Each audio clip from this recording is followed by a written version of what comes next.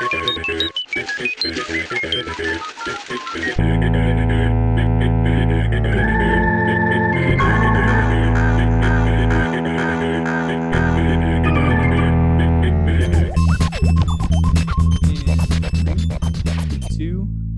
one. Welcome to Keeping It Low-Key. My name is Gabriel Lobato. I'm Brennan Bridgman. And we hit all the high notes with your favorite musicians. And today we are joined by American Poetry Club.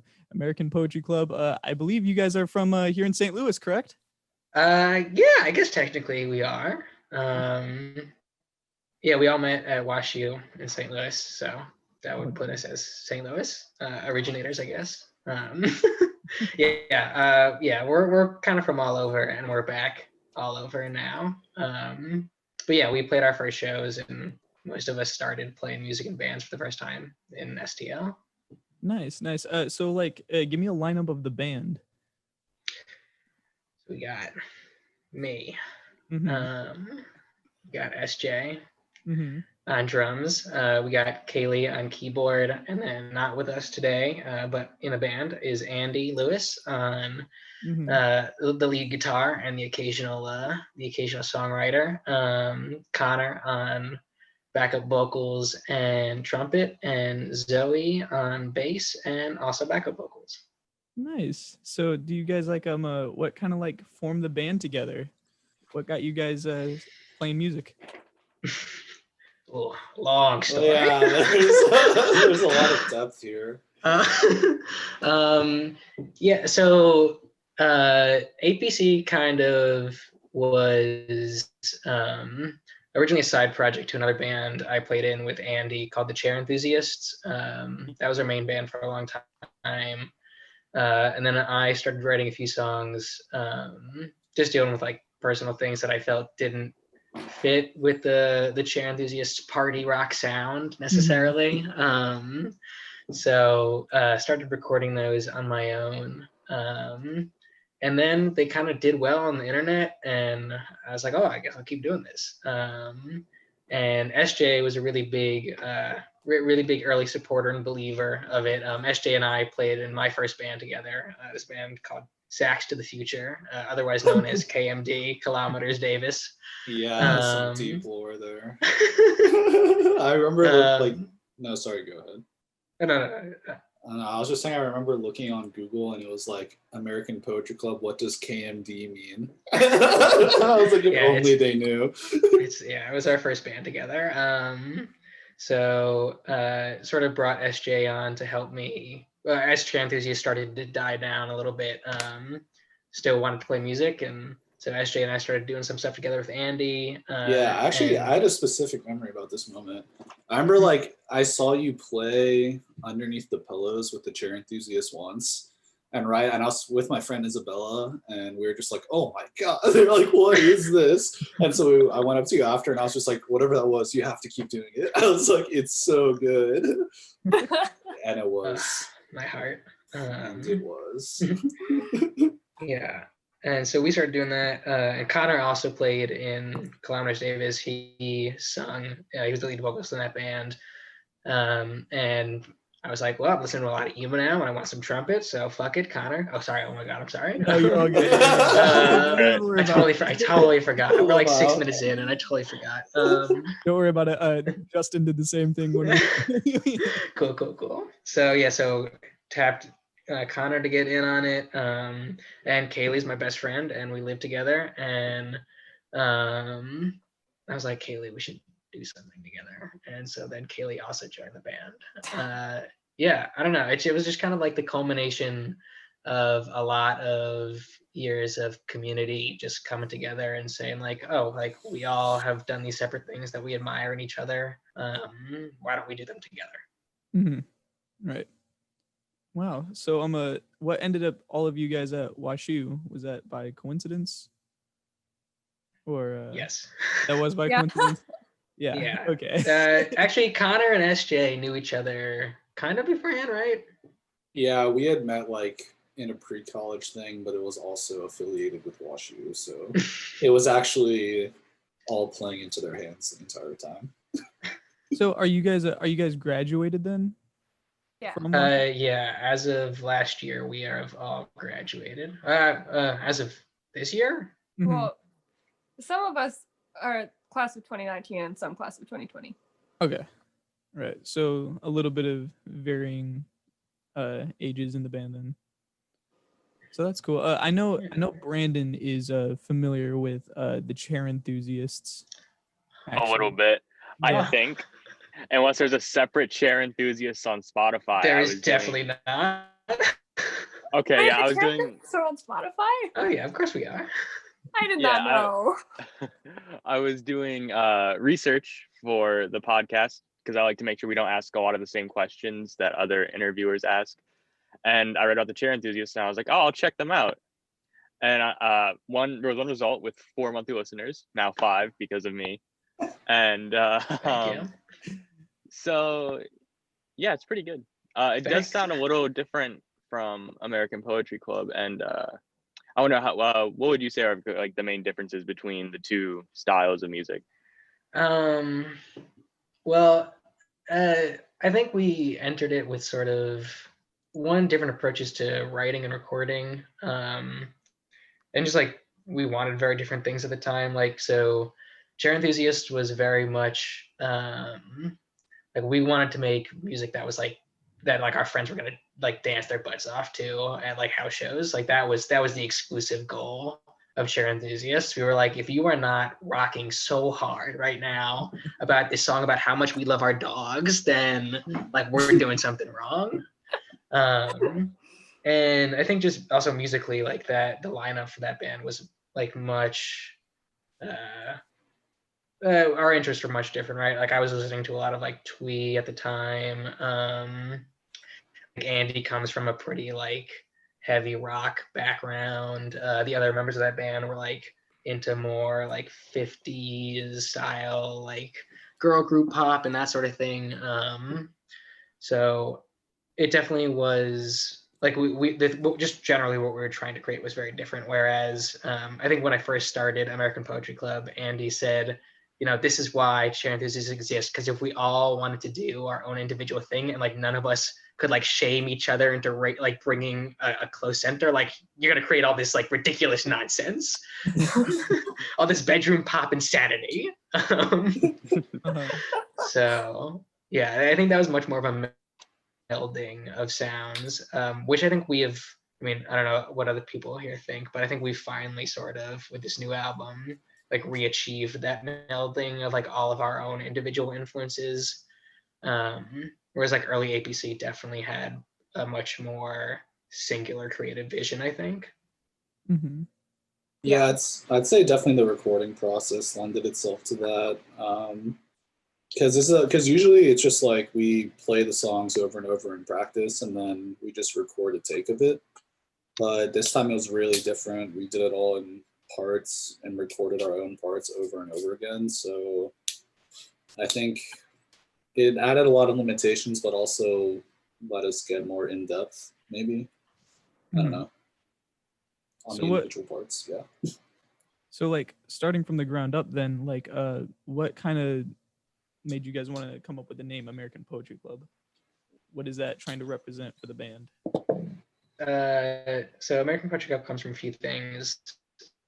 At the time, I was taking a class on Chinese history, and there was a group called in the 19th century. Oh, I don't mean to interrupt you. Like met. Oh, hold on. Hold on, I don't mean to interrupt you. Andy Lewis is entering the waiting room. Yes. Our guy. What is Welcome, it? Andy. Welcome. Andy. What's up? Hello. Hey. Just in time. Just in time. Oh, good. Great. Oh, and Jordan, if you don't mind starting that over. Oh yeah. It was kind of cutting out a little bit. My bad. You're all good. Yeah, so American Poetry Club comes from a few things. First off, I took a class on Chinese history. There was a group called the Schwanan Poetry Club, and I was like, oh, that'd be sick if I like continue this lineage, of like of poetry groups. And then I also was listening to these bands, the American Analog Set and American Music Club at the time. Mhm. And I was like, I don't really like American Music Club that much, but American Analog Set are sick. And I was like, okay, like I'll play along. I'll pay homage to our ancestors here too. And then I don't know, I like the idea of like aspiring to be a club of musicians as opposed to like, you know, we often have not, I think, achieved this goal. I think we're doing much better at it now than we ever have before. But like that idea that like we are all like quintessential voices of this group, and that no one is you know, every part matters just as much as the other, and that the idea that like it doesn't have to be like it doesn't have to be one thing, like it's just a group of friends who are gathering together because they have similar interests and want to do similar things. I got you. So this is more of like the parts. It's like each individual. It's not a band. It's a group. It's the sum of our parts, you know. Yeah. So, So I'm poetic. So poetic of you. So let's see. So what's like your what would you say is like your creative process to creating your music? Oh. yeah, I would say the most accurate representation is, I feel like, a voice memo sent, usually by Jordan to somebody or whoever song it is, and it's like a pretty rough rendition of the song with just like emotional ideas or just like structural ideas. That, or it starts off with Jordan, someone just walking into practice and just being like, all right, this is my new song, we're playing it right now. And everyone's just like, okay. And that's pretty much how it goes each time. We play a song one time, and then we don't play that song again, and we're like, it's done. Everyone knows what's going on here. No need to add anything new. No, that sounds like a joke, but it actually was happening for a while in the band. Yeah, and I feel like each of us kind of just come up with like whatever we're gonna do on that song, and like they were saying, it like rarely changes after that like initial exposure to the song. Like it's all kind of there right away. Yeah, very visceral. Like, you heard it. What did it make you feel? Play that back, and we're done. Now go to the studio. Get to the studio quick. I think doing it based on. I think doing it based on feeling is probably a good indicator too, because it's kind of just like, oh, this song feels this way at different points in the song. What happens if I make my instrument feel this way? And then you just do that over and over again, and eventually one of them feels the best, I guess. Yeah, we're not really a thinking band, you know. So this is very much an experimental group. Collaboration of ideas all at the same time. Sure. It's highly conceptual in a lazy way. It's learning and feeling. Yeah. We do a lot of learning too. Mhm. In the process. Yeah, I think the further we've gone, the less we've relied on that, which is probably for the best. Right. But and I think a lot of that, I mean, so especially for like early APC stuff before it was a full band, like I wrote a song in the morning, I played it and made sure I knew how to play it in the middle of the day, and then recorded it at night, and then I would never play it again. And so I think like I'm thankful for these people for breaking me out of that, because that is not a sustainable way to write music. So Right. yeah, we're working our way beyond that. How would you describe your guys' genre then? Oh, jeez. Hi, did you say honky tonk, Kaylee? Is that we are, I mean, like, you know, whatever we want to say about ourselves, like we are bedroom emo. Twee emo. Yeah, tweemo. Like that's what the critics will call us, but I don't know. I kind of like just like DIY or Cosmic American. Yeah. Yeah. Yeah, I like the idea that like we are whatever feels good to us at the time. So right, for like We Are Beautiful, we were like straight up emo, and then transitioned a little more into the I don't know, the indie Power rock pop. realm. Yeah, power pop realm for other stuff, and getting softer now. So we are whatever we feel at the time. I got you. Yeah, because when I look at like either Apple Music or Spotify, and there's always a genre listed, I know for like indie bands and stuff, it's like even though it says indie or alternative, it's always like that's never really what it is, because it's always just like you guys said, it's always DIY. It's always whatever you're feeling. Yeah, it's about the attitude, not the sound. Right, exactly. So, Yeah. do you guys have any live performances that you guys have done? Yeah, we got plenty. Yeah. Yeah, tell me about those for sure. I knew you guys did the live performances. That wasn't the question. That wasn't the question. We haven't in like a minute, but yeah. Yeah, we would play so Kaylee and I lived in this place called Beefs, which was a house venue in Cinco de Bolivier. So we would play there a bunch. I don't know, we played Foam a few times. We opened for Joan of Arcs and played Graham Chapel with Mothers once. That was pretty cool. I thought Blueberry Hill was cool. Oh yeah, we did play. Yeah. I forgot about that. Yeah, we were like never a cohesive live band.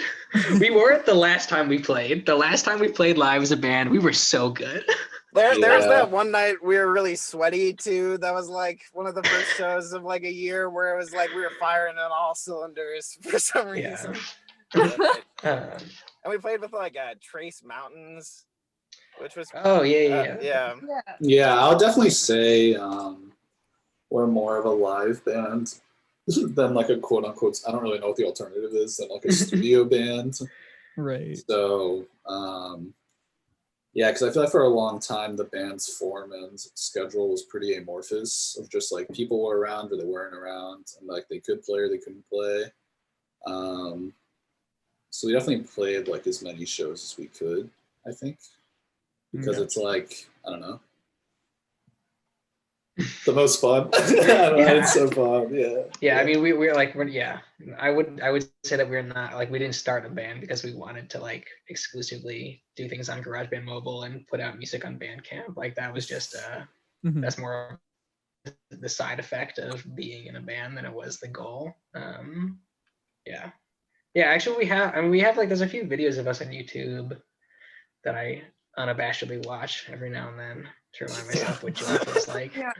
But I feel like that's because playing live brought in a lot more of the aspect of community, which is more what had kind of been a driving force for us, at least for me. Yeah, like there's nothing better than like hearing your friends shout your songs back at you. So So at your guys' shows, what kind of like crowd do you haul? Like, what's the age demographic that you're seeing at these shows? our age. Your Our- age. people we know. Yeah. Our friends. I think that that is like the thing about like St. Louis DIY, right? Is like you are mostly playing to people you know. We played one show out of town. I'm not, sorry, I live in Brooklyn now, and I play like 2 or 3 shows here. And so like, whatever, people come to those, but like definitely our primary audience in our history has always been our friends, which is like sick, Yeah. it's awesome. Yeah. Although we did one time have a kid drive from Iowa to play us sing. That was sick. That was like, there is nothing that will ever top that. Yeah, that was definitely the coolest thing that's happened to me with music, for sure. Yeah, shout out Campbell. We should talk soon, Campbell, if you're listening to this. Let's catch up. Yeah, me and Brandon were actually supposed to see you guys At Foam. yeah. I don't remember when it was. It was in like October of 2018.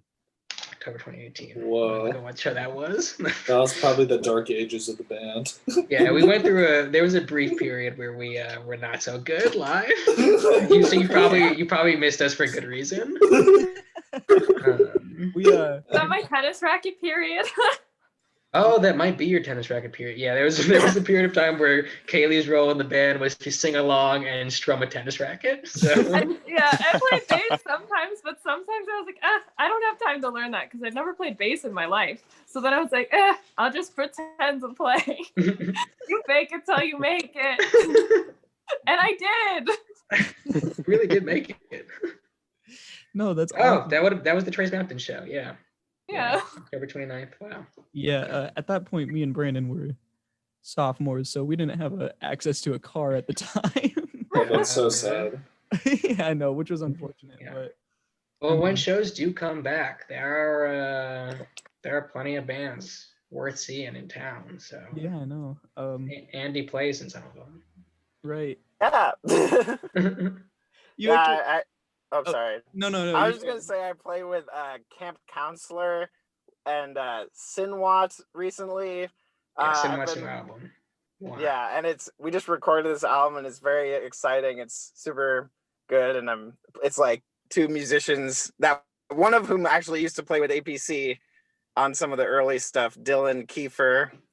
Also chair enthusiasts. Yeah. Yes. Oh, I didn't know we had mentioned the chair enthusiast. Oh, we did that yeah, but yeah, I love St. Louis music. Yeah, for sure. So, do you guys have anything you're working on currently? Yes, we do. That's very good news. Yeah, they have an EP they're working on right now. Yeah. Wow, you really did do your research. I'm impressed. Well, I follow you guys on Instagram, so there's also the American Poetry Club hat available on their Patreon. Hell yeah. Wow. This is some organic research right here. Yeah, we just finished an EP. I think it's safe to say it's the best thing we've ever done. Oh wow. By far. All right. Well, okay. SJ maybe doesn't agree. SJ maybe doesn't agree. I think there's definitely merits to both. I think. Yeah. Okay. I think some of the songs we have really cohesive moments, definitely, and I think like there's some really good moments. Yeah, especially considering the constraints on recording this album. So it's called "Do You Believe in Your Heart." It's going to come out like probably late January, early February of next year. It's 5 songs, 1 old one, 4 new ones, and it was recorded entirely remotely. Like we would just pass GarageBand mobile files back and forth between us all, recording on, this microphone. Yeah, this microphone. The Apple headphones. But it sounds really good. Our friend Transient Peak Mixing helped us make it really nice. And Pete, who did our last album, mastered it, and it does not sound like something I thought we were capable of making, so I'm really excited for it. Yeah, I think I've just heard it too many times, which is why I had my neutral reaction. But I do remember when we first finished recording it and started getting masters back, I was thinking wow, I really feel like this is when people will look back and be like, this was peak APC, and then they fell off. But without the second part. But you know what I mean? You just look back at bands and you have that one album or EP that you're like, damn. Oh, dang. This is so good. Yeah. That's really cool. No, I feel like the constraints of making it too kind of actually vibe with our process in a weird way. Where as we were talking about as a band kind of already, we were sort of people kind of on their own trip, sort of doing their own thing musically. But then recording separately, we all just got as many takes as we wanted to do our stuff the way we would want to do it. So everyone's parts are very oh, this is how SJ sounds, this is how Kaylee sounds, Zoe, etc. And it's satisfying to hear that, even if it is a little thrown together. Yeah. Yeah, that was definitely interesting for me because I'm such a live I'm such a live drummer, but I really am just like, that's how I learned to play, and like that's why I play and like why I make work and stuff. But so it's so weird to me that we've never actually played any of these songs live before, or like Yeah. as a band, because it's all just separate files. But it was really interesting at the same time, because it was like, how do we still make it feel live and emotional and real, and like we're actually playing it while we're not actually playing it. And especially I think playing the drums with the Apple headphones was a pretty interesting limitation, because it's like I still wanted to play with energy and emotion, but anything that hit above a certain pretty low volume, it would just blow out the microphone instantly. So it was definitely interesting to like learn how to play in a different way, I guess. Mm-hmm. Yeah. Yeah. So with this new EP that's coming out, then, and Jordan is in, you said Brooklyn, right? Mhm. What's been the challenges of creating this EP if you guys are, you know, all over the country right now? Then. I mean, I feel like recording it was not like, once we like figured out that it was possible, I feel like we kind of just like we got it down, you know. I think the problem is now finding the energy to like promote it and make sure, you know, whatever, like try to get it heard and things. Because right, because we can't play live, we don't have that community. We're looking for like, how do I say this? Like with other albums, it was like you could feel the energy coming back to you when you put something out, and we're like, we could feel each other, you know, like being like, oh, this is sick, you know, like we were hanging out and we were like, you know, you could actually feel our friends being like, oh, like what you guys are doing is cool right now. And so just not having access to that, I think, has made it really hard to find the energy to be like, oh yeah, like we're doing something right now, you know, like we should keep doing this, we should keep pushing. So at least for me, that's definitely been the biggest challenge. Right. Yeah.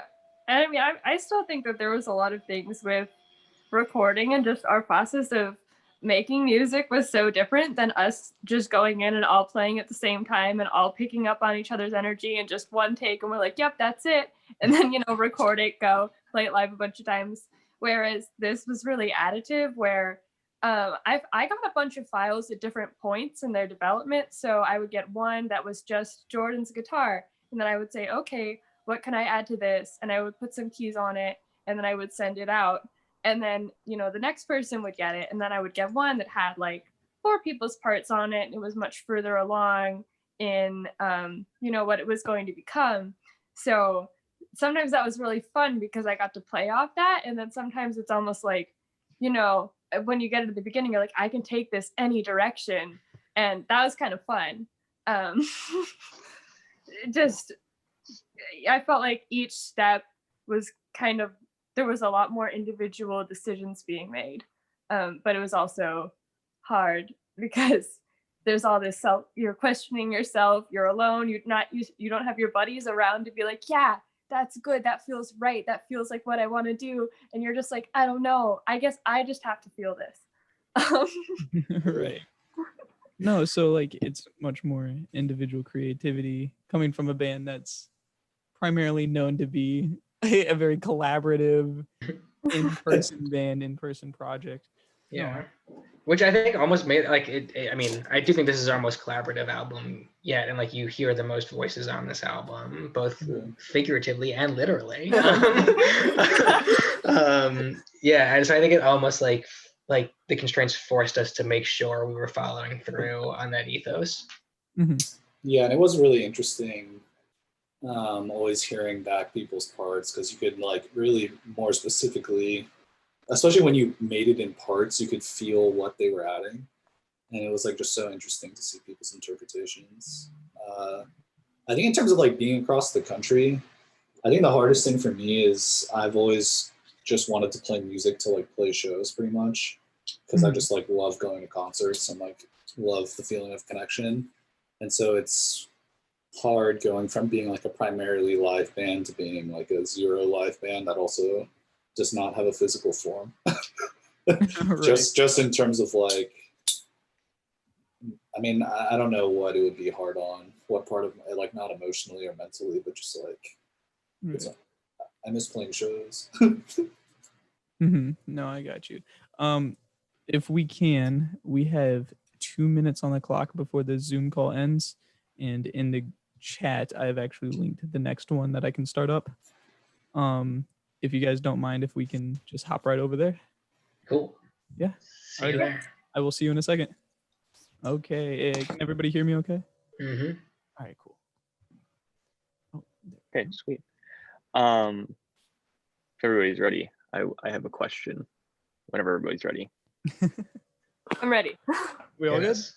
All right, cool. All right, cool. Okay, so your new EP, you said it's 4 new songs and 1 old one. I'm just curious, which one's the old one? Which old one do you want it to be? Which old one do I want it to be? I think let's see, Forklift is one of my favorites. Wow, let's go. I love that song. And then my dream American Poetry Club song would probably be an extended version of OK Cool 1.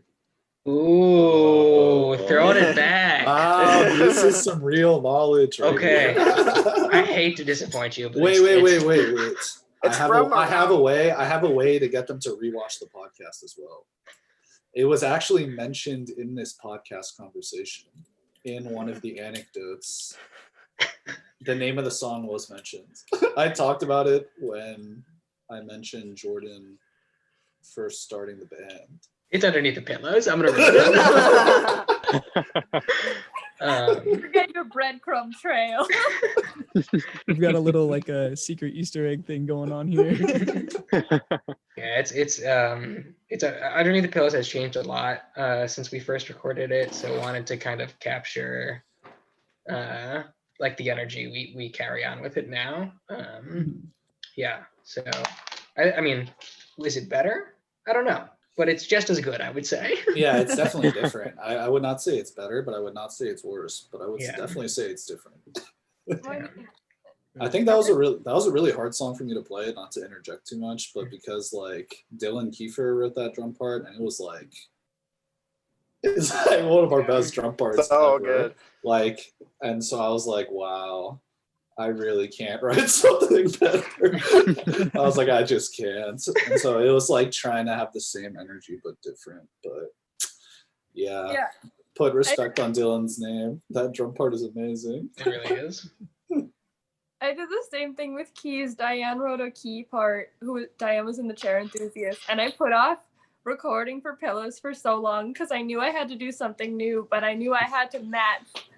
Like, it couldn't be worse than Diane's because why would I re-record it then? And it obviously can't be better because Diane wrote it. But I was like, I loved it so much as it was. It was hard to like let go of that and put your own spin on it. Yeah. Honored though that you want to hear an extended version of OK Cool 1. Yeah, that's You cool. might be the first person who's ever referenced that song to us, so thank you. Really? Wow. Yeah, that's my favorite American Poetry Club song. Whoa. That's crazy cool. That's okay. That's okay cool. Yeah. all the kids like one of our songs a bunch these days, as Jordan tweeted about. Yeah, everyone's listening to KMD. Like, get over it, okay? Dig deeper into the catalog. Sad Song 7 is very good too. I Yeah, like that's Sad Song 7. that's probably I think that's our best song personally. I never recorded my. Another redo too. True. Yeah. Yeah, that's the first song I Yeah. recorded actually. Me Oh, too. yeah, That was the yeah. first AP. I played bass on the original of that, and both SJ and I cringe at our performances on it. Yeah, The dude, OG. that song was impossible to record because Jordan. Something about the songwriting process is Jordan will always record the guitar and singing first, but usually without a metronome anywhere within the general like universe. And so it's a lot of like playing live, but with like playing with someone you're jamming with, because it's like you don't really know where the tempo's gonna go or anything. Definitely got better over time, but around this time of the band, this was a very key characteristic. Yeah, it And was also, not. and yeah, I just remember we recorded that. Honestly, the new album was reminiscent of this, but when we recorded it, Jordan and I were doing it on GarageBand Mobile, and we shared the same set of headphones. Yeah. And Jordan was holding I- one of the Apple headphones like above me while I drummed. It was SJ had one earbud in. I held it up above, trying to get it perfectly placed, so it got not too much cymbal, not too much cymbal. it was so silly. It took hours. But there's still a nice energy about that, I do like the old version quite a bit. Yeah. I just want to say, you guys like represent like such a different vibe than some of the other bands like that we're attempting to interview. You represent a different vibe than High Sun, and I dig it because it's so like you guys just work with what you have, but then like it comes out great. Thank And you. like, Yeah. Yeah, I would not expect your music to be recorded on Apple earbuds. That's a little insane. Okay, so I mean, not all of it is, but a lot of it is. Yeah. When We Are Beautiful and A Little Light of Our Own was done with slightly better materials. Yeah, Little Light of Our Own is like our hi-fi Yeah. record. Yeah. Yeah, I will say before we broke up, I was like feeling a little salty because I was just like, wow, I really wish we had a good recording of what we sound like. And so I'm eternally grateful to Pete for A Little Light, because I felt like that the most accurately captured what we sounded like. That and the Trust Fund cover. Yeah, the Trust Fund cover was really nice. Yeah, I love the Trust Fund cover. Yeah, Pete did a great job. Very great. Just very nice gift, honestly, to be able to remember what we sounded like. And not like recorded properly. Yeah, but that seriously means a lot to hear that like it comes through that we are just doing our best with what we've got, because I think that is our motto at the end of the day, is like anything we do, like you can do too. right. We are in no way like some mysterious like artist above you, like Right. that person does not agree. Yeah, that was some divine intervention right there. Yeah, we definitely like if APC had a goal beyond like bringing us together, like that goal is to remind like anyone listening that like if you want to do this, you should do this. There is nothing stopping you from not doing this. Yeah, I was thinking about it today or yesterday because I was talking with Zoe, the bassist, like even more so than it being like a motivational, like you should do it yourself, like because you should. But for me, it was honestly more just like you should do it yourself because like we don't even deserve to be doing this. Like we don't know what we're doing. Like nobody really knows what's going on, and I honestly feel that way about like the first band we played in. I feel like KMD, people saw us live and they were just like, wait, these guys, these songs can be played live? Wait, I'm just going to do this but better. And then it eventually started APC. So it is kind of just like, we're not really doing anything. We're just kind of like playing music. I don't know. Yeah. No, only 5 people bought KMD's records on Bandcamp, but all of them started a band, Yeah, everyone started a band from how bad we were. Yeah. Just kidding. No, I love it. You guys give off this energy that like the only way you're accomplished is gonna do, and like I think that above more popular artists proves that you guys are, in my opinion, true artists because you work with what you got, and I like that. That's Thank you. That's very kind. That's the best vibe you can have. That's very kind. Thank you. Yeah. So right here, I'm looking at your Spotify. It says you guys have 10,000 monthly listeners. Does that number surprise you guys? Oh yes. What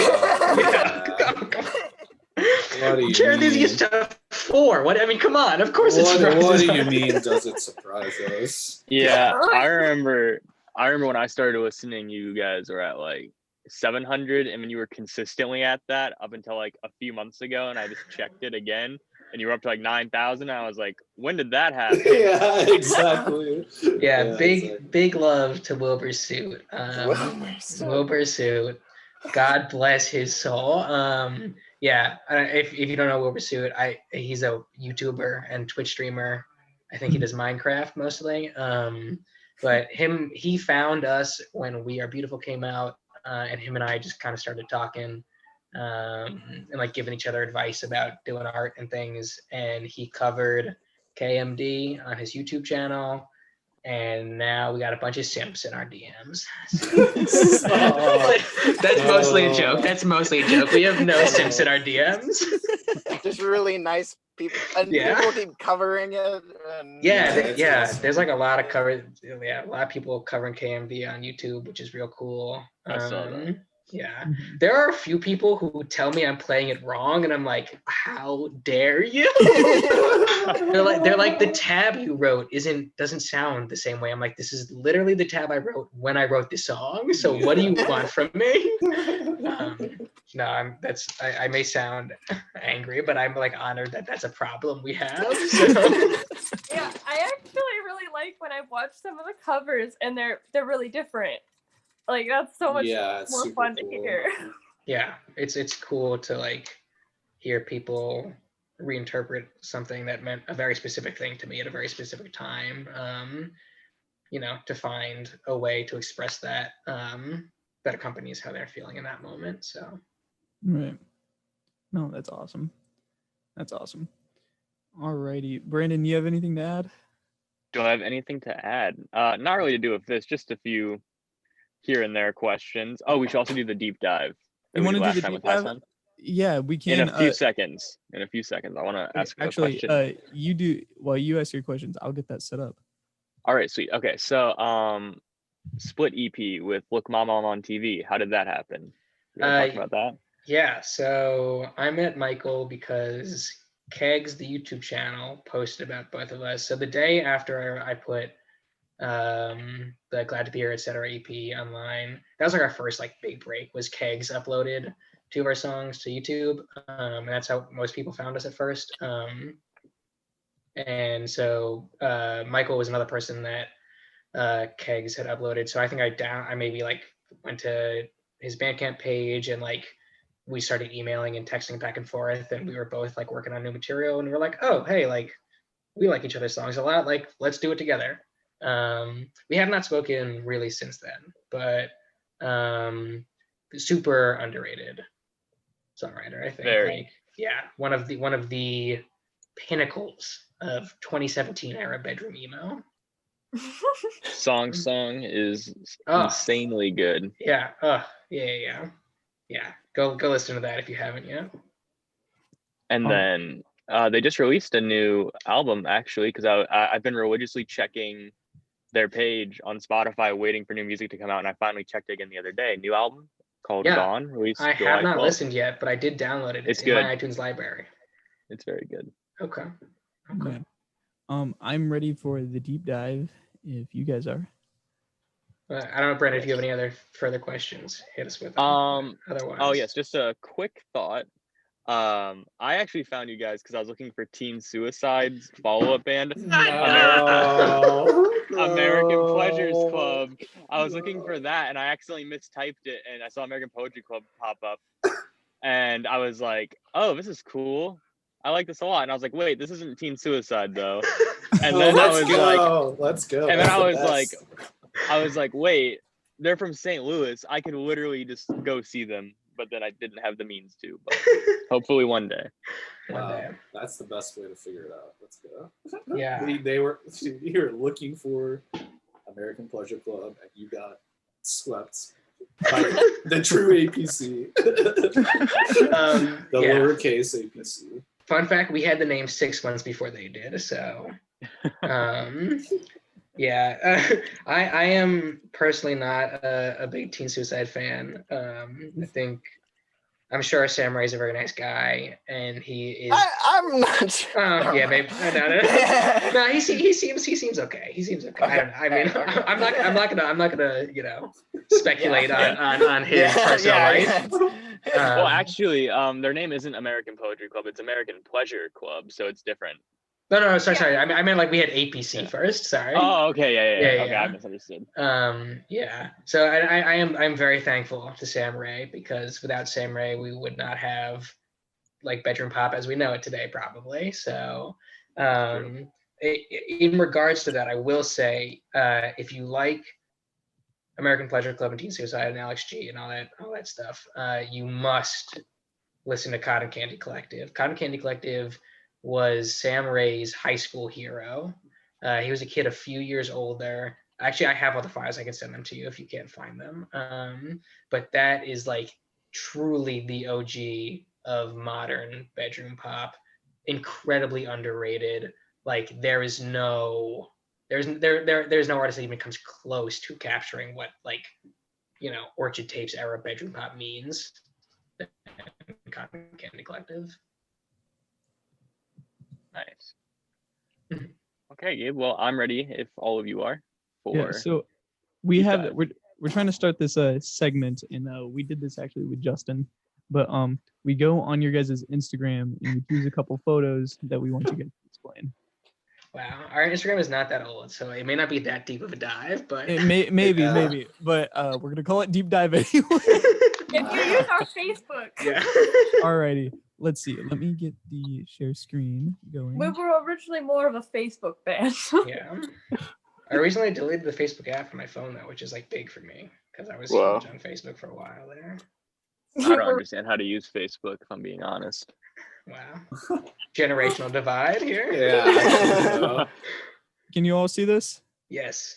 All right. Yeah. I was really scared because Zoom said not responding, and I was like, no. It's the end. Alrighty. So this photo right here. So, it says, "Well, we broke 25,000 monthly listeners today." Where was this photo taken? What was going on there? Oh, hey. Wash you. What's the WashU tea? Ignore my Wait, college stuff. This picture was at Graham Chapel at WashU. Nice. Yeah, we were at Kworth. There was a yearly festival, and we were the openers for Mothers that night. Mm-hmm. Yeah. I was in the photo, but I didn't have a keyboard stand, so the keyboard is on the ground and I'm sitting on the floor, so you can't see me. Actually, I think this photo slides. Yeah. Oh, it's. Nope. Oh, wow. I see the Can you guys tell me what song this is for? Yeah, it's Underneath the Pillows. Yeah, I was about to say, look at how consistent that drum pattern is. It's gotta be Pillows. Alrighty, and then the next photo, not this one actually. It was, I believe, this one. Yeah, that's so Kirby's Castle is a house venue here in Brooklyn. Big love to Jane Lai, who has like really been a rock for me this year. I played with Longneck, Zuzia, and Beachbod were the other bands at that gig. Yeah, I really kind of hope that like shows return just so I can go to Kirby's Castle again. It is like the closest I have come to like a truly community feeling house venue here in Brooklyn. So check out Jane's other band, Teenage Halloween. They're so good, and they just released an incredible new album. True, they are really good. Nice. No, I love that. Have you ever heard of this is kind of like an obscure YouTube channel, but the House of Strombo? Yeah. That's what that reminds me of a lot. Yeah, the Broken Social Scene video from House of Strombo is one of my favorite YouTube videos of all time. Yes, I've like adored that channel, and I've always wanted to do something like similar with my own place. I live at my parents' house though, so I can't do that. Hey, look, I was in the same position. You know, I first found DIY like end of high school. I think actually you probably have been in DIY the longest out of any of us because you actually played in bands in high school. True. True. Yeah, sorry, I zoned out for a second. Is there something you wanted me to input about? Oh no, just okay. just commenting. Okay, sorry. All good. Yeah, but I mean, I remember because I grew up on Long Island, like 30-minute drive from Brooklyn. And like I remember finding Frankie Cosmo's Entropy and being like, oh my god, people still do this today. And like living far enough where like it was like I had to like get my mom to like drop me off at a house venue in Brooklyn and like be like, I can't wait to do this when I'm older. And then we did. So Yeah, I guess you could call. I never thought about it being DIY, but it really was DIY because yeah, it was. we were all doing it IY. I mean, OY. Wait, no, ourselves. Yeah. I don't know. I messed it up. But anyways, yeah, if you want a brief history of the bands, I think I played in my first band in like 8th grade, maybe. And I think my first show was like freshman year. I mean, I guess you could count like playing at school, like homecoming and stuff, like freshman year of high school. But I started playing like a lot of shows in Atlanta, like sophomore and junior year. It was a lot of driving 45 minutes to a bar and playing for 2 people that talked the entire time, feeling kind of sad in the parking lot after, and then going home and doing it all over again. It was awesome. Yeah, being in a band is mostly driving and feeling not so great about yourself. Yeah, but we had some great show. Like the energy there was awesome. Like I don't know, there's a lot of cool bands that came out of that stuff, so it was great. It was all just like fully focused on like the house party show energy, and I think that's always been kind of a driving force of why I play drums, is like having that live feeling. Even playing in KMD, it's like the only thing I was focused on when I was playing those parts was like, will people move to this or not? It's like these songs don't make any sense, but at least people are moving. Yeah. No, that started. But yeah. That's super cool. That's super cool. Brandon, I mean, I think we've covered everything that we wanted to, right? I'm pretty sure. I just want to bring up the song Missouri real quick because that just sounds very different from the rest of your music, and I just want to say I appreciate it. Thank you. Yeah, that was I was getting really into Cassiatone for the Pain Feel Alone for like 3 months. And I was like afraid desperately that if I did not put out music, the world would forget about us as a band. So I was like, I gotta do something. And so I made like 3 beats on GarageBand Mobile. And yeah, it was actually kind of like, it was kind of trying to push forward like the Okay Cool 2 sound, because that's like kind of similar, I think, where it's like mostly GarageBand synths and drum machines. But that was just like trying to, keep us on our toes and not forget that we can make music and it can be good and it can be of value to us, even if even if our monthly listeners are only 10 strong. So, it's like the publish or perish mentality of watching it really just stuck to you. Yeah, it really did. I'm working on it. I'm getting over it. That's like a big thing what this album is about. This new album is about like realizing that your value is not tied to how much you create or how much your creations impact, or like how many people your creations impact, as much as like does your creation mean something to you, and does it feel like the right pace for you? Right. Oh, that's cool. Yeah. So in that case, I think one of the things that I always try to close off an interview with is if you were to tell an artist, like give another artist advice, another upcomer, what would that be?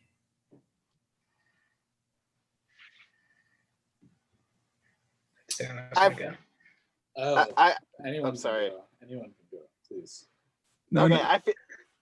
Yeah, go right ahead. I feel like a lot of people say this, but just the idea that when you start, you're gonna be bad at it, I think is like really important. Cause like I feel like when I met Jordan and started playing in bands with them, that was like one of the first things that I kind of, by watching them, I understood, where it's just like you just have to go out there and do it, and like eventually it'll start working. But like I always thought that like I was in like jazz band and stuff in high school, and I was always like, oh, to play you have to be really good to play live. So like when I wanted to play guitar and sing and I wasn't good at it, I was like, no one wants to see this. But then Jordan was like, no, people do want to see it. And I think KMD is a good example of that too, where like we kind of joked about it earlier, but that like it wasn't like a super proficient band or anything, but like it was people like taking those initial steps, and like it, and like the community energy was there, and like the music, how music brings people together was there. And I don't know, does anyone want to say anything else about that? Yeah, Jordan, you want to go ahead? I would say like just don't be afraid to do the thing you want to do. Like don't be afraid to rip people off. Don't be afraid to write a song that sounds cliche and like whack. I don't know, like yeah, we straight up stole a melody from from I don't give who cares? Like do the thing you want to do. You will figure, as long as you mean that thing, it like that will come through. People will hear how much your art means to you, and you're just going to be happier, and you're just going to create something that's more original, and closer to the sound you actually are trying to get across than if you were trying to like be something you thought was artificially cool or whatever. You know what's best for you, so you'll figure it out. Yeah. And I might have even gone in a different direction there, where I would say, like, don't box yourself in and don't start thinking about one genre, or like you're trying to sound like one way, because sometimes you're just going to start playing and it's not going to sound that way. And you might want to push back against it and try to move in one direction. But sometimes that's just not how it's going to be. And I think you just need to let go of outside influences sometimes and just play what feels right, because I think when it feels best to you, that's when it's most authentic, and that's going to come through the best. Yeah, I'd say the most important thing is just to have fun, because if you're in a band that like you don't want to go to practice, or like you don't want to play shows, then like don't go start the band that you want to play, like go write the songs you want to hear, I guess. But like I mean, like even outside of music, it's like, this is a bit emo, but it's it's like, I don't know, like time's always passing, and it's like there's not always things to do, so it's like you should just do whatever's fun. And so if it's like fun to play music with people, then just like keep doing it, and like whatever parts of the song you like just keep doing it. And also just like really, I feel like for me, paying attention to the kind of music that I like and why I like it, and like what parts of it I like about it is really helpful, because I didn't even realize that like a lot of times when I'm playing and I'm just not really thinking, it kind of just comes out. I mean it will for anybody. So I think sort of like allowing that stuff to come out, and like allowing your taste and stuff to be something that you can be like, oh, maybe people do want to see this, has been a big lesson I learned from this band, at least. Nice.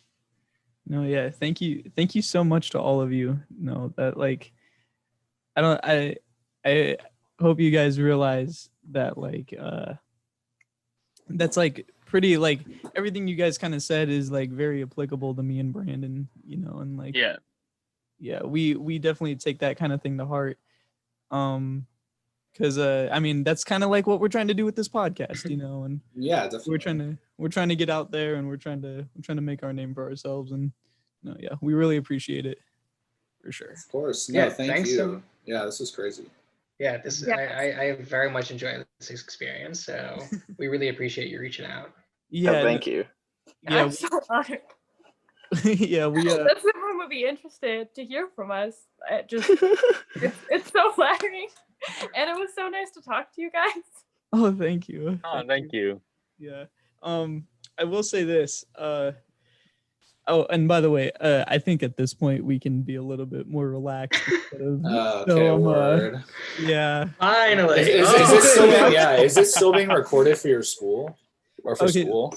So the way we've been doing it is so with the High Sun interview or Justin interview, we like did like an hour and a half podcast with him, but we realized our advisor doesn't want us posting an hour and a half podcast on the school website. So we Sure. cut it down to 40 minutes and just got like the main part of his music career. So that's what we figured we'd do here, where the first half or like however much of it we decide to be the music career, we'll post that on the school website, and then the full thing can go on me and Brandon's YouTube channel. Oh, hell yeah. You Yeah. get to make YouTube videos? That's awesome. Well, this is the beginning of it. No, it's awesome. I used to make, in middle school, I used to have a channel called Hardcore Reviews. And my friend and I would just like go to shows and buy albums and like review albums and review shows. Oh, Like, really? it was so fun. It was awesome. I love YouTube videos. Yeah, we I will say this. I don't know how Brandon feels, but you guys, and this is nothing against Justin, but it's easier to interview you guys as a group because you guys all feed off of each other, and me and Brandon definitely don't have to like, Oh, true. try to keep the conversation going, which is definitely a struggle. Yeah, y'all should just mute yourselves. Let the four of us talk, okay? Oh man, no. I'm kidding. I kid. All right. I loved the High Sun interview, and it was such an amazing opportunity because High Sun's my favorite band of all time. It's What the my only hell? problem- I'm out. I'm kidding. I'm out.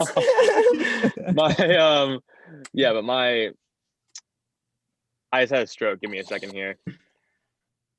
I was just so starstruck because I couldn't believe he actually said yes. And you can really tell in the first like few minutes or so of the podcast because I sound so dorky the entire time. That's awesome. Gabe's been making fun of me for days. Oh, That's the yeah. best. That's so sick. Okay, I have been that person. So I Yeah, used to do exactly. Yeah, I used to do radio sessions for K-Ware, Washington's radio. I would like bring in bands, and like there are many a Bandcamp interview where it's clear that I am like head over heels for the person, the band I'm talking to. Yeah. No, we I would definitely say we've like I don't know if you can tell, I think me and Brandon have like definitely tried to calm our nerves since this is like our second interview, and we definitely try to like learn a lot from that first interview with Justin, because it was like me and Brandon were both kind of like starstruck when we saw him, so it was just like, oh my god, I can't believe we actually have this interview with him. Yeah, that's awesome, dude. Yeah. So Sorry. So I texted you guys, and I was like, all right, I feel like we're gonna get High Sun, and then we're just not gonna get anyone else, and we're gonna have to change our podcast. And then I texted you guys, and 10 minutes later, you guys texted back, and I was like, oh my god. Yes, straight up. It's so funny that you brought this up too, because I was talking about this with someone else today too. It's like it kind of goes in line with what we were saying too about it, like this could literally be anybody / we're not like special. Is like one thing that I really learned from like playing shows with this band, because we got the opportunity to play with like a lot of really good bands. Like even KMD played with like one of my favorite bands, like probably or one of my favorite bands of all time, Howdy. And then like we also played with Trace Mountains, like APC did, and I was like so starstruck by those bands musically, and then like and in real life. But you realize they're just like normal people. Like they're exactly like us. It's just like people liked their music more than people. It's like so it's like if someone reaches out to you and they're like, do you want to be in this podcast, or like do you want to be a part of something that I'm making that involves you? I feel like most people that are about like making the work would be like, hell yeah, of course. Yeah. Like, that's so sick. Yeah. As people who are like peripherally in DIY, I would like, well, like, okay, no, like we are all, I would say we were actually in DIY, but in like, like the Spotify, I know what you mean. I know what you yeah, mean. like the Spotify and Twitter version of DIY, like, yeah. Like I would say like generally, like most people, are like doing this like on the side, like so few people are doing this as their full-time job, and like are just happy that someone out there cares. Yeah, exactly. Yeah. So yeah, we are all like, do not be starstruck by anyone ever. Dude, I feel that way about the Campbell situation too. That kid Jordan was telling you about that like came out to visit us, because I remember we got some message on Facebook, and it was his mom, and she was like, "Is this the American Poetry Club or something?" And then Jordan was like, "No, this isn't a poetry club. It's a band." We used to get messages all the time from people who were like, "I'm submitting my poetry," and I was like, "No, that's so funny.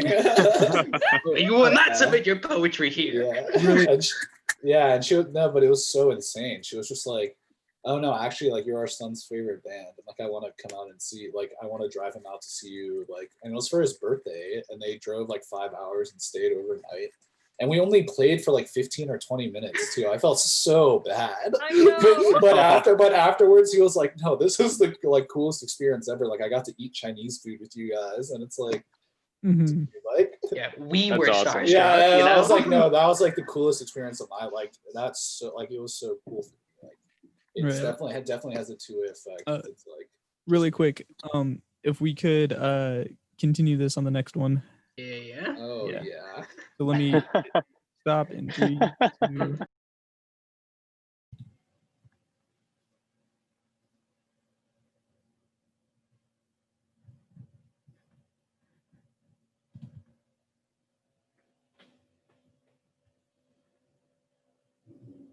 Sweet. How's it going? Pretty good. Let's get everybody in here. Oh yeah. I just said I lost the Zoom link, and Jordan said typical. So rude. But so true.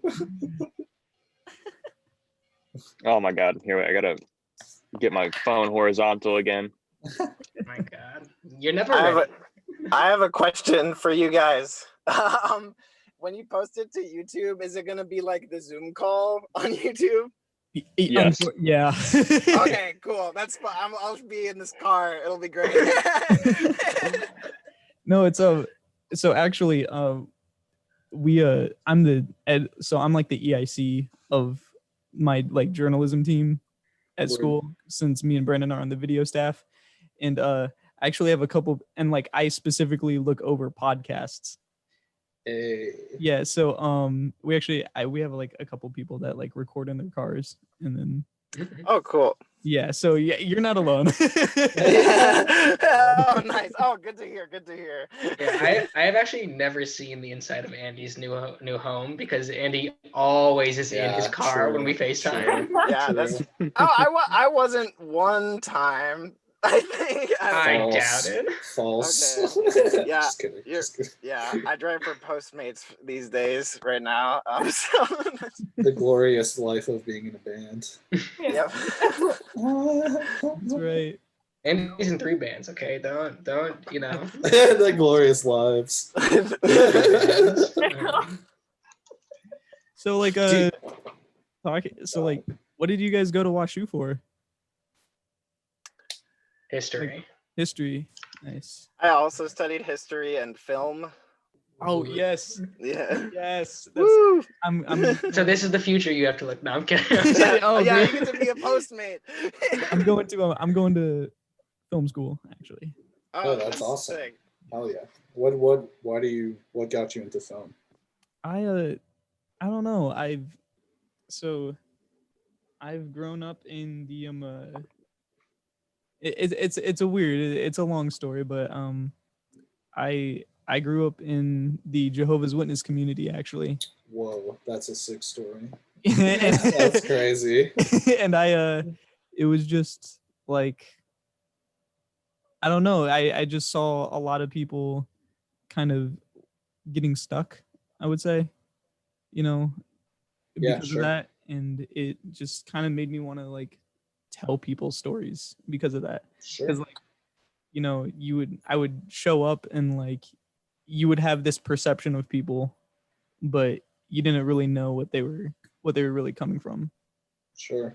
Yeah. No, that's super important work, I think. No, yeah. And not only that, but since we're part of like the journalism team, me and Brandon at school, everything is focused around telling people stories, trying to find a story. So I think that's kind of why I want to go to film school, but no, that's awesome. That's what it's all about. Yeah. Yeah. No, no. I'm going to college for journalism. That's why I applied for it anyway. My girlfriend's mom told me that the journalism program at Mizzou is super hard though, and that most people drop out of it. So that's real encouraging.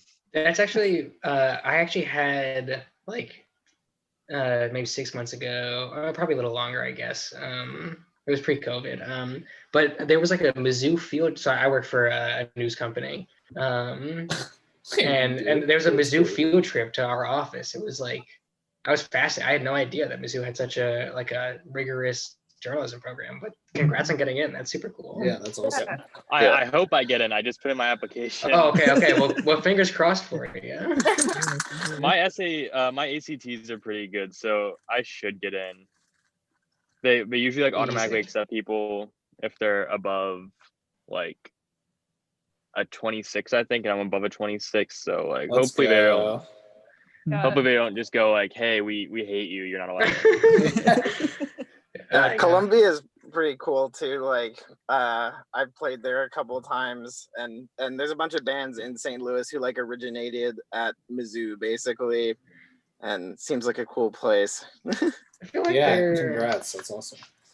No, yeah, what bands are like based in Columbia? I feel like I can like vaguely recall. It's this one called Cowgirl Jordy. Yeah, Cowgirl Jordy. Jake and I played with, who I like them. Yeah, Matt Hall is in that band. Those two kids who came to WashU. They're two kids, and they played. Oh my god! They were so good. Yeah. They were like actually kids. Yeah. Yeah, they were actually kids. Oh, I totally forget what they were called. But they were like a country something act, right? Sisters. They're from Columbia. The only experience I have with Columbia is Shakespeare's Pizza, and that's about it. Yeah, I love it. I have the cup, the Shakespeare's Pizza cup. That's water in it all the time. I don't know what you're gonna say, Kaylee. Yeah. I spelunked in Devil's Icebox in Columbia, and it was great. I would recommend it. What is Devil's Icebox? I've been there too. That sounds scary. That sounds It's scary. a cave. It's just the name of a cave. That sounds scary. I'll pass. The Bernie sisters. I just remembered what they're called. They were the Bernie sisters. Yeah. So I think I was kind of meaning to ask this in the other part of the interview, but like, Jordan, you're in Brooklyn. What's up with that? What's up with that? What's up with that? SJ is going to be in Brooklyn pretty soon too. Oh, really? Yeah. Truth. Get the band back together. Oh, truth. Wait, that's kind of true though. Kind of true, yeah. Yeah, like I've spent. Spoiler alert. Yeah, we are playing an online show on November 20th, SJ and I. So Oh, really? tune in. Ooh, yeah. nice. On what? Because we'll plug that for you guys. It's on aroundthecampfire.online. Aroundthecampfire.online. I'm gonna have to put that down. Yeah, it's if you know the band Longneck, Lily from that band has been doing like a weekly concert series and has gotten some like crazy good acts to come play it. Mm-hmm. So we're gonna do that on November 20th.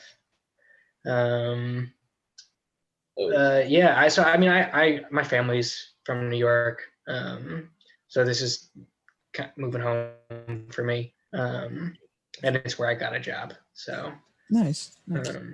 Yeah, I do miss the Midwest a lot, though. Right. So I hope to you should come. return. Yeah. Well, I'm trying to convince Kaylee to move to Brooklyn too right now, and I briefly had a phase where I tried to convince Andy, but it's still eating away in there. It hasn't completely gone away. So yeah. So And I'm remote indefinitely, so I'm kind of like, why not? Okay. Nice. Yeah. So what's Brooklyn life like? I've only experienced the Midwest, so I'm kind of like Same. yeah. Well, no, I went to California in like middle school, but I forgot about that until just now. It's Close. fast, you know. We're- in rural Ontario, but that's basically the same. Yeah, it's all right. It's good. When I'm in the Midwest, I'm a New Yorker, and when I'm in New York, I'm a Midwesterner. If that makes sense. Where like when I'm Yeah. here, I'm like, people move too fast. You know, you're talking too loud. Like, stop being rude. And when I'm in St. Louis, I'm like, we got places to be. Where's my slice? I can't get a good slice here. Come on. Oh my god. No, it's good. I feel like I am just now finding my community again, and that's a very important thing to me. If that's has not already been made clear. Unity. So. Sorry. Yeah, but it's good. I think it's just, you know, I now associate like Brooklyn with like general malaise of post grad. So, but I'm no longer living in short-term housing, and I finally have like a place that feels like home. So it's good. Yeah, That's awesome. That's awesome. No, yeah, I can't wait to get out of Missouri. Hey, no, whoa. You say that until you leave. Yeah, and then you listen to the Live in the emo, the moment. Midwest emo to bring you back. That's probably right. I'm just St. Charles is just such a I don't know, it's just all I've known. And Yeah, that's fair. it feels like I'm ready to experience something new. Well, that's great. That's definitely better than the opposite, I think. Yeah. Hell yeah. Yeah. So I don't know. What do you play on your GameCube? Oh, you noticed that. Oh, of course. Best video game system of all time. It has to be. I got a bunch of games. So the only reason I bought the GameCube originally was because I went through a phase where kind of like where people restore cars, I wanted to like restore old game systems. Hell yeah. I tracked down a GameCube and got a memory card for it. And I just originally wanted to play Melee on it.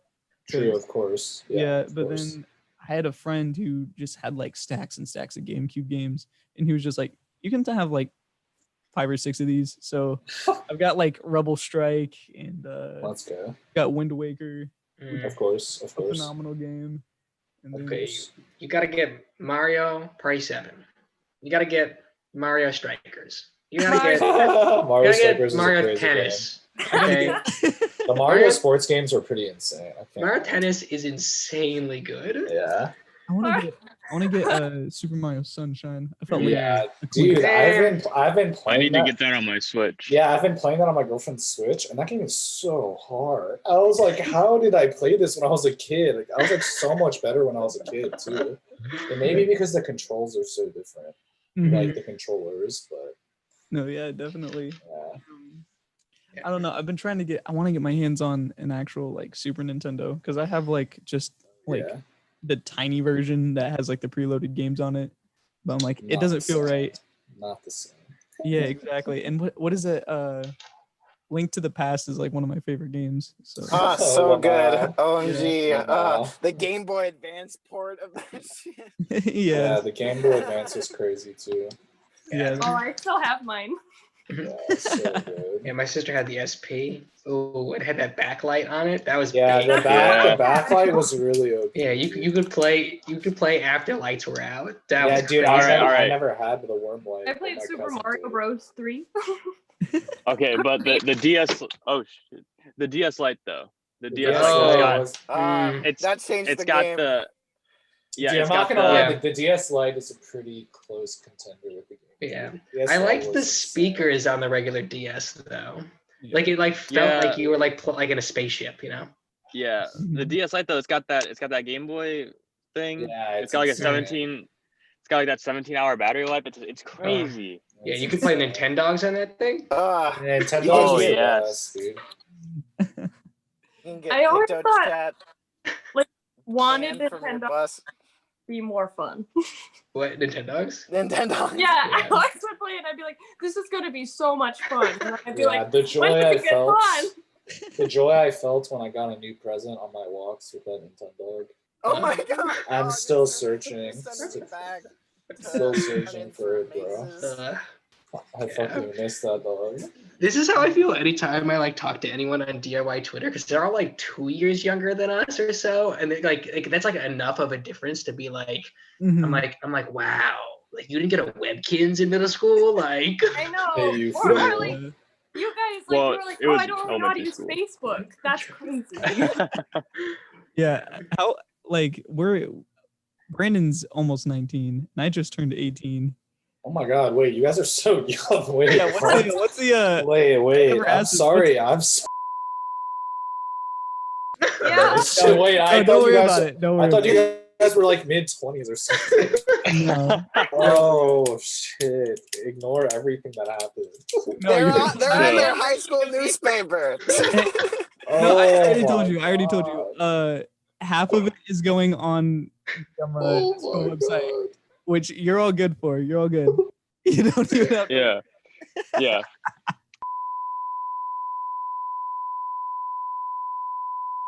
People. I don't really Straight care edge? about, I don't care about the legality. I just don't want to. I mean, I want to say straight edge. I just Okay. say I haven't gotten around to it. I'm straight Nah, edge, so just- I respect it. Right. Okay. I got Yeah. you. I got you. Yeah. Damn, I'm influencing I the Fuck me. Fuck me. have Can to I make mute a my stupid camera. editing request to you? Yeah. What's up? Leave it to Andy. Okay. I know. Oh gosh. Oh, that was a really powerful act, Jordan. Andy's always asking for edit requests. What's your edit request? Yeah, just I when I started talking shit about American Pleasure Club, alluding, I just really followed a Twitter fight that he had with Elvis Presley, and it just rubbed me really badly. But I don't want to there's stir like- shit. Oh, you're afraid? Yeah, I fear no club, especially a club with the letter P. If you want, we could just have like one long like bleep out over your podcast. Well, no, that'd be pretty fun. Wait, I didn't know this thread existed, because I know I mean there was like a big thing with Elvis Presley a while yeah, like he was one of the main people who kind of tried to call Elvis Presley out, but like Yeah. in the process, he didn't come off very well either. Yeah, that's I would not say. that's not a surprise. Yeah. Didn't Dude, Heisen talk about Elvis Presley, Gabe? What's up? Didn't Heisen bring up Elvis Presley? I feel like he did. But I could be misremembering because we talked for like 3 hours straight. Yeah. I don't remember if he brought up Elvis Presley. I remember he brought up. Oh, Right. Yep. Never That mind. was private. Gotcha. I'm forgetting which parts were recorded and which weren't. Yeah, true. Yeah. Never Can you mind. hit unrecord and tell us? No, I'm kidding. Yeah, dude, I have some vague memory of this. This might be something I dreamt up or like made up. But like, didn't that it get brought up sometime? Like the overlap of our names, and didn't he like respond to it? No, yeah, He was, like, I pretty made it, rude like- about it, wasn't he? No, he was like kind of nice about it. Yeah, it's like when they came out with the name, I like made a Facebook post about it, and I was like, God dang it, everyone's gonna think we're trying to copy them now.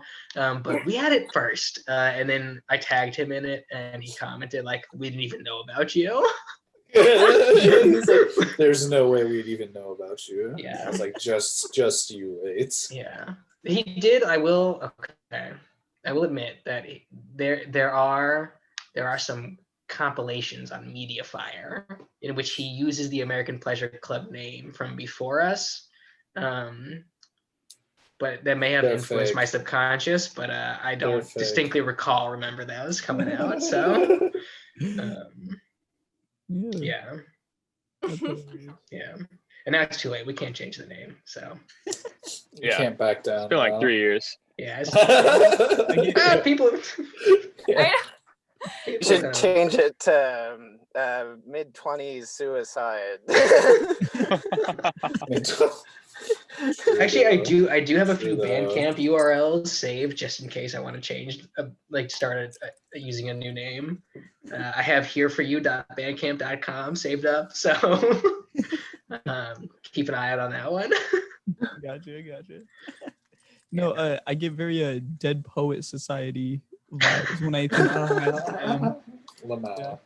Yeah, That's It's a like terrible the name. image that I get in my head. Not a bad image. yeah, it could be worse.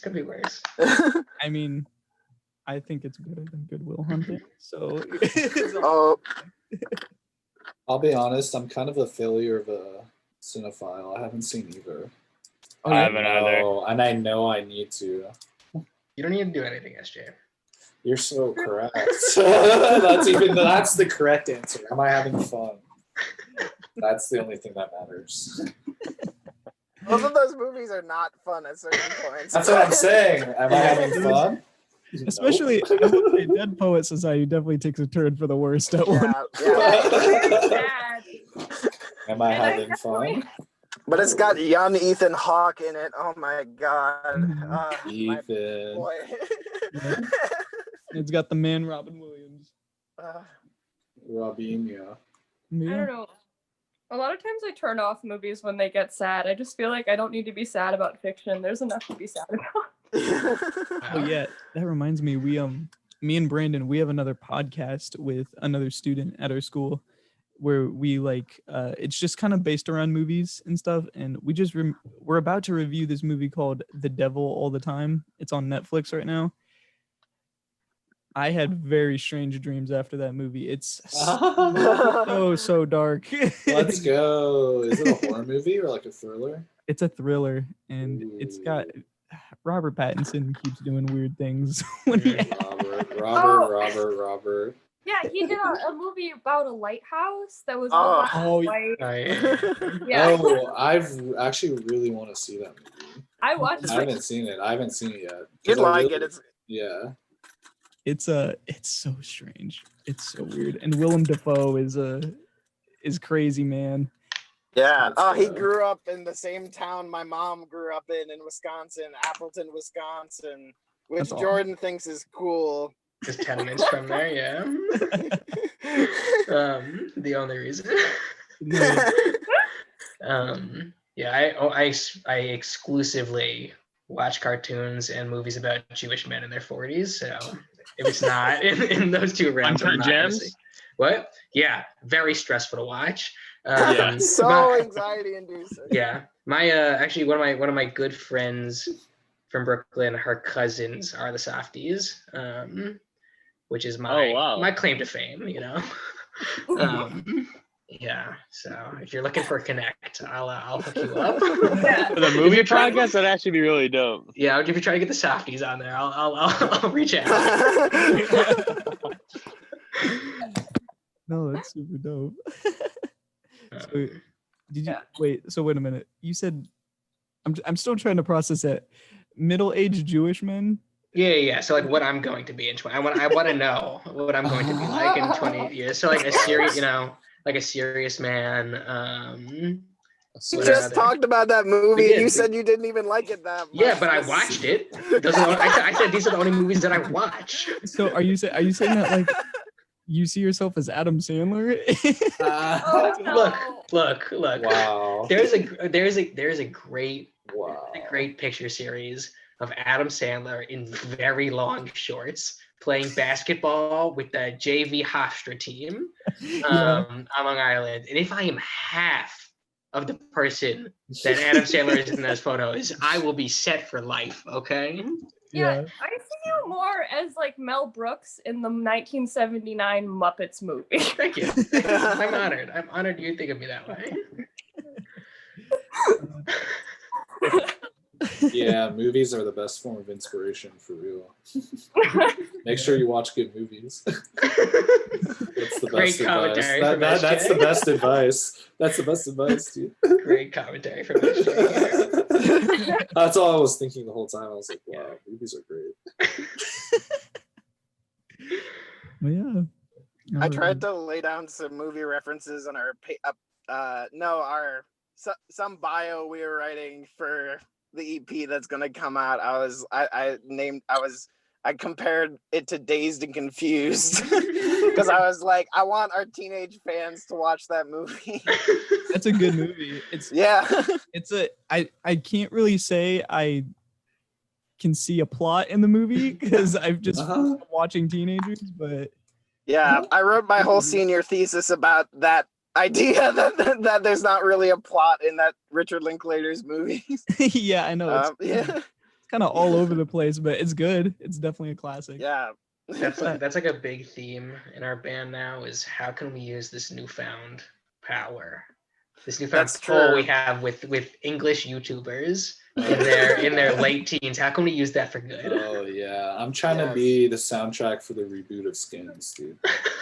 That's my goal in life. A show that is not a cartoon or about a 40-year-old Jewish man, so I will never see it.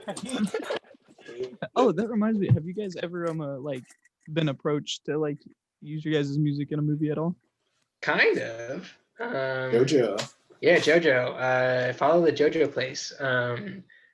Really cool kid who makes really beautiful short films. Who used an APC track once to soundtrack that. And I'm pretty sure someone used us like way back as the intro to their YouTube video on BoJack Horseman analysis. That's so sick. I'm gonna have to find the link for that. That's I'm like, so sick. yeah, I didn't know I'm that. pretty sure that happened. Yeah, I didn't know that. That's awesome. That's pretty cool, actually. BoJack Horseman. That show's so good. Yeah, it's a great Yeah. show. It's a very Yeah, our friend Issa makes a lot of like experimental films, and she's made some of our music videos and album art and stuff too. And I could like that's cool. I just thought I'd mention that. Yeah, she I want did that. To be involved in our next video. I really Yeah, like well, she's in Brooklyn now too, so we're I gonna get her think in we on should that. reach out. That's something I've been meaning to say. Yeah. Yeah, she actually did a music video for Calling It Back to Missouri. She did a music video for Missouri that I think is on YouTube. It It's might on just be on Vimeo. Vimeo. Yeah. Yeah, I can pass along a link for that if needed, but it's really cool. It's just like a lot of Nice. cut up 1950s cartoons. Oh, nice. So I will watch it. Yeah. So, how would you guys like us to like promote your guys' stuff on this podcast? Oh, like what should you promote? Yeah, like where should we link?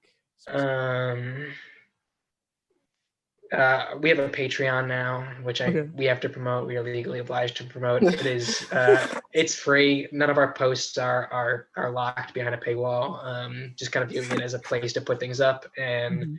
a virtual tip jar if people want to send some money our way. We're working with a much bigger organization for this next release.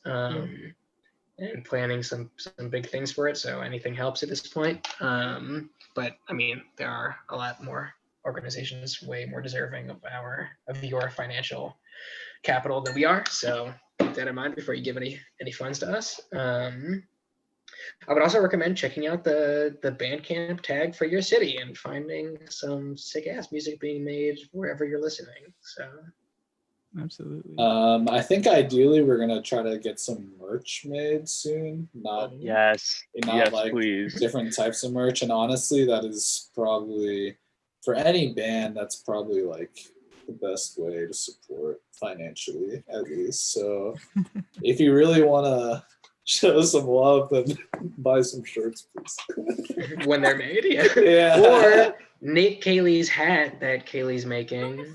True. We have Yeah. Did you say Yeah. Kaylee designed an APC hat, a winter cap that you can, and we just released instructions on how to knit your own APC cap. True. I've already started designing another one with I felt like the first one I designed had a lot of more complex techniques, and some people, especially now with the pandemic going on, just want to relax and knit, or maybe they're just starting to knit. So I wanted to knit one that was, like more mindless, more relaxing, because for some people that's more their happiness. So I'm coming out with round 2. Wait, if you had like a type of merch you'd want, do you have I don't know things you'd recommend? Well, for me, for bands, I usually just like t-shirts and records. I collect records, so like I love to buy records. That would be so awesome. You should buy the Frankie Valli record. True. That's my rec. That's my rec. It's so good. Yeah, the Frankie Ballet. So also like so Andy and I, one of their members played with us in Chair Enthusiasts, and then we went on our very first tour with them before they were called Frankie Valet, and they are the best band in St. Louis and quite possibly, in my opinion, the best band in the world. So well worth checking out. I put that out on the label I help run. Mm-hmm. Yeah. I feel like Patreon, Spotify, Bandcamp, the normal stuff seems good to me. Solid. So also, who brought up the merch? Oh, that was me. Yes. Let's Sorry. go. Yeah, t-shirts. Let's go. Cool. Yeah, I love t-shirts, dude. That's like what I went to school for. So it's like my life is I just love t-shirts. Me and Brandon actually have like ridiculous concert story Yeah, what is it? merch stuff. We like Oh wait, okay, here. Okay, wait. I want to tell it because I'm the one who did it. yeah. All right, so we went to the Destroy Boys Swimmers Beach Goons concert, and I'm at the merch table looking for a Beach Goons record, and they had my favorite one, so I bought that, and they had a shirt at the merch table, and so I asked the guy running the merch table, I'm like, oh hey, how much is this shirt? And he's like, oh, it's like $40. And I was like, oh, that's too much, dude. Yeah, That's too much. True. And then so Destroy Boys gets off stage, and then Beach Goons gets up, and I look at the singer, and I'm like, oh, he looks familiar. It's because he was selling me the merch. I told him to his face that his merch was too expensive. And I turned to Gabe and I go, oh no. That's what I'm saying, dude. Yeah. No. Anybody could be in a band. It could be the merch, dude. It so often is they're doing That's so Yeah. funny. That's crazy. Yeah, me and I took my girlfriend to her first concert, and by no means is she like into metal at all. So True. naturally I took her to Chelsea Grin as her first I concert. love that. I used to Yeah. love Chelsea Grin. Yeah, and she bought a Chelsea Grin t-shirt, and then we went to a Zoomies, and the guy the dude at Zoomies was like, oh my god, I love Chelsea Grin. Apparently out of nowhere, this dude turns out that he toured with them on Warped Tour. That's Oh my god. so classic. Oh my god. And then I was That's like, one of oh, the- this is like definitely Zoomies for sure. Yeah. Dude, that was like one of the That's most what they ask insane- when you apply to Zoomies. Have you been Dude, a part of Warped Tour? dude, that was the most insane sentence I've ever heard. That was amazing. That just took me back so many years, like so many different parts of my life at once. Yeah. No, for sure. Dude, I haven't been to a show like that in so long. I haven't been to a It show. was so fun. Yeah. I haven't been to the show since the Destroy Boys show with Gabe, I don't think. I know. What was that? I think the last one I saw was that Chelsea Grin concert. And then That was probably so fun. before that, it was actually, I think, Bring Me the Horizon that I saw. Yeah, I remember That that. was probably so fun too. Yeah, it was. I've definitely been scared for my life a couple times. Yeah, dude, those mosh pits are so fun. That's like how I grew up. Like my first concert, I think, we can go way back. The first music I ever listened to was my dad played me like All Killer No Filler by Sum 41, that album. And then I went to my first concert in like second grade. But my first like mosh pit concert in like fourth grade. And it was like Silverstein and like The Devil Wears Prada and like these other type bands. And it was like so insane. We And have that was such a different history with yeah, and music. that was like my whole like middle and high school was just going to shows like that. And like yeah, shout out the Masquerade. R.I.P. gentrification. The West Side killed the Masquerade. My first concert was Smash Mouth, Blues Traveler, Sugar Ray, and Uncle Cracker. Oh my god, Let's that's go. like those That's so bands sick. are meant to be together. That's insane. It's all the meme bands. That's what. Yeah, that's crazy. Yeah, I saw them at Red Rocks Amphitheater in Colorado. Wow. That's Oh, I remember when crazy. you went there. Yeah. That's crazy. My first concert was Weird Al.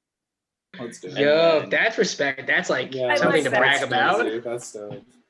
Mhm. He That's showed up like 20 minutes late. Of course. Yeah, Weird Al my has had a s- major revival lately. Yeah. My second concert was Snoop Dogg. My That's third so one. troll. Oh, what was my third? My third one was Panic at the Disco with Gabe. Mhm. Oh, I've seen them. They were fun. My fourth one was Gabe and I went to a music festival to see Weezer. that one was I Was it listened to Lou Fest? Pinkerton in the shower today. yeah. Was it Lou Fest? It was Lou Fest. Wow, we were there. I was there. Yeah, I was there. Oh, for the Weezer one. Yeah. Yeah, Oh, that's I'm sorry, crazy. I don't know what your guys' are opinions, and I want to avoid like Nah, just bashing go artists, for it. but me and Brandon cannot stand Nathaniel Radcliffe in the Night Sweats. Is that his name? I feel like I would get his name wrong. I don't know if it's Nathaniel Radcliffe in the Night Sweats. It's Nathaniel something in the Night Sweats. Rateliff, not Radcliffe, or Rateliff. Yeah, Nathaniel Rateliff. Oh my God. His show went on forever. It felt like it was years of just Nathaniel Rateliff in the Night Sweats. They played for like 2 hours straight. It was insane. That's It was so- torture. Sets should be limited to 25 minutes max. I don't care how big you are. If you're playing for more than 25 minutes, I can't. Dude, I'm about to throw I some. disagree. I'm about to throw some major shade on some Atlanta DIY music. This happened to this dude Ivano, who's like, I think he's like, wait, I can't remember his name. I don't want to say it wrong because I'll sound like a huge idiot. But anyways, he was playing a show and like helping run a show. He played guitar in my band, The Grandest Canyon. And he played a set with these people who are pretty well known. It's like Coco and Claire, or like Coco and Claire or something. I've no idea. Apparently they're pretty well known now. But like they had their set, like they were allotted like 30 or 45 minutes like everyone else usually is. And they had their set go on for like 2 hours or some shit because they were just like, we're Coco and Claire. And then like they tried to like cut them off and they got so pissed. And there was this like huge post about like we don't like nobody knows who your band even is, and like we should be playing like we it's our song, like the sound wasn't right. And I was just like, what is going on, dude? Like fuck these people. This is so stupid. I hate when bands like do that stuff. Yeah, when we saw Nathaniel Rateliff in the Night Sweats, it was like it would get to like an hour and a half, and then he was like, that was our last song, and then like they would start to leave and then turn around and then like, actually we're gonna invite Chuck Berry's son on stage and play for like That's cool though. That is very cool. That's cool. But the song still sucked ass. The songs were still horrible. It didn't matter who was playing guitar. The songs were still terrible. And then Weezer played for like 15 minutes less than they were supposed to because they went over their time so much. I hate when that happens. I hate respect. When that happens. Dude, did you hear? I used to always reference this in high school, but I remember, I can't remember the exact number. It was either 23 or 27, but it was like Travis Scott broke the record for the most number of times playing the same song in a row at a concert. And he played Sicko Mode or like, it was before, it was Goosebumps. It's like he played Goosebumps like 27 times in a row or some shit. And he would just like keep acting like it would fade out and then bring it back in. And I was like, I don't even know what I would do. That's like too much, dude. That's insane. Alrighty. I don't mean to cut things short, but we have 3 minutes left of this meeting, and it is 9:30. It's time. I figure like we better call it. Pretty sure we went on longer than the interview we did with Justin. So, New record. But yeah, no. Yeah. Thank you so much, guys. Yeah. Oh, I'm so happy to be Appreciate here. it so much. We really appreciate it. Yeah. Yeah. Good luck with the next ones. Yeah, I'll definitely check out your podcast. Send the Yes, please send the info our way once your first one's up. Would love to like subscribe and send it around or. Sweet. If you wouldn't mind like maybe like promoting this a little Oh, bit. of course. Stories, Yeah. Of course. Definitely. all the help is very much appreciated. No problem. Yeah, I'm actually I am a programmatic specialist working on YouTube. So if you guys have I'm a questions, I programmatic know that stuff. specialist. You didn't know that? No, sorry, I was just waiting. sorry. Yeah, Kaylee knows YouTube down. I don't like it anymore. No, but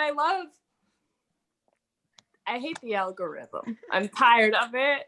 Right. messing with my test. Anyway, my work is boring. I don't want to talk about it, but No, that's cool. Sorry, I didn't mean to cut you off. no, the name is ridiculous. The title of my job. Yeah. All It just right. got super. Sorry. We have. All I do is Excel. I just sit on Excel. I'm cutting this off here. I'm pulling rank. I would love Thank to keep you. going on, but we have like a minute and 30 seconds left. So thank you guys so much. My Yeah. screen says less than a minute. Yeah. That's all I'm saying. Enjoy Yeah. the rest of your nights. You too. Have a You good too. night. Alrighty. Thank you. Well, we'll Yeah. let you guys know. Yeah, thank you. Yeah, no problem. All right, we'll see you. See ya. Bye. Bye.